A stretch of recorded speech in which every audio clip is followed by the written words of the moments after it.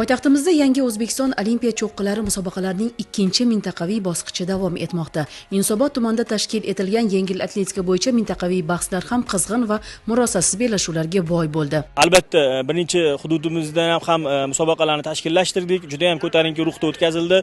Bunda ishtirokchilarimiz haqiqatan ham o'zlari o'sha kuchlarini ko'rsatishdi. Haqiqatan ham biz bilmagan yangi shu Olimpiya ya'ni o'sha yoshlarimiz bor ekan. Haqiqatan ham yengil atletika turi bo'yicha o'sha masofaga yugurish bo'ladimi, shu baryer oshib yugurishlar bo'ladimi, uzunlikka sakrash bo'ladimi, o'zlarining kuchligini ko'rsatib va yangilik bo'ldi bizga. Endi bu hududdan ham yangi mana hozir ko'rib turibmiz sportchilarni, bularni ham shu sinovdan o'tkazib, mana yana o'sha o'zlari o'sha musobaqada bellashib bir-birlari bilan o'zligini namoyon etishmoqda. Mazkur musobaqa ayni kunlarda nafaqat Toshkentda, balki yurtimizning barcha hududlarida bo'lib o'tayapti.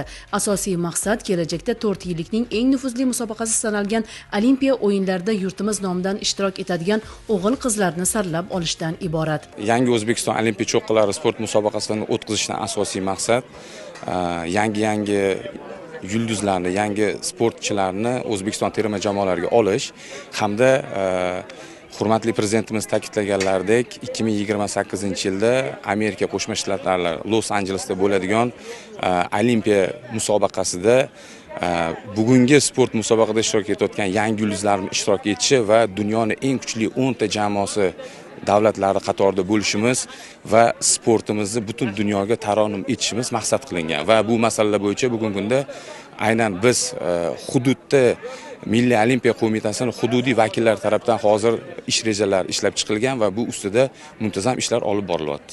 Yengil atletika bo'yicha uyushtirilgan musobaqada boshqa sport turlari bilan shug'ullanib kelayotgan yoshlarni ham ko'rish mumkin. Ular dasturdan o'rin olgan bir nechta yo'nalishlarda o'z imkoniyatlarini sinab ko'rishyapti. Shahontohur tuman 41 maktabda o'qiyman. Gambol sport bilan shug'ullanaman. Bu yerda yengil atletika o'zim sinab ko'rgani keldim. Uzoqqa sakrash, balandlik sakrash. Sog'lom bo'lish uchun sport tanlaganman. Shu kungacha O'zbekiston chempionati, shahar chempionatlarida qatnashib kelganman. Musobaqada sportchilar yengil atletikaning jami 9 ta turda g'oliblik uchun bahs olib borishdi. Bugun ushbu sport tadbiri davom ettirildi.